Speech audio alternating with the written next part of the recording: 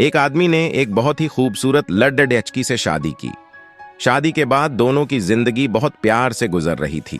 वह उसे बहुत चाहता था और उसकी खूबसूरती की हमेशा तारीफ किया करता था। लेकिन कुछ महीनों के बाद लड़की चर्म रोग स्किन डिजीज से ग्रसित हो गई और धीरे धीरे उसकी खूबसूरती जाने लगी।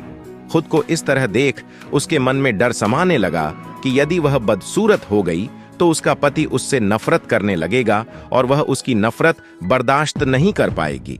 इस बीच एक दिन पति को किसी काम से शहर से बाहर जाना पड़ था। काम खत्म कर जब वह घर वापस लौट रहा था, उसका एक्सीडेंट हो गया। एक्सीडेंट में उसने अपनी दोनों आंखें खो दी, लेकिन इसके बावजूद भी उन दोनों की जिंदगी सामान्य तरीके से आगे बढ़ती रही। समय गुजरता रहा और अपने चर्म रोग के कारण लड़की ने अपनी खूबसूरती पूरी तरह गंवा दी। वह बदसूरत हो गई, लेकिन अंधे पति को इस बारे में कुछ भी पता नहीं था, इसलिए इसका उनके खुशहाल विवाहित जीवन पर कोई प्रभाव नहीं पड़ रहा।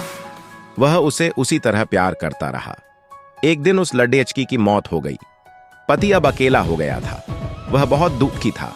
वह उस शहर को छोड़-छाड़ कर जाना चाहता था।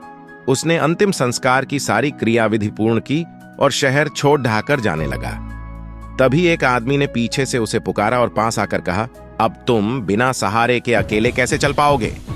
इतने साल तो तुम्हारी पत्नी तुम्हारी मदद किया करती थी। पति ने जवाब दिया, दोस्त, मैं अंधा नहीं हूं।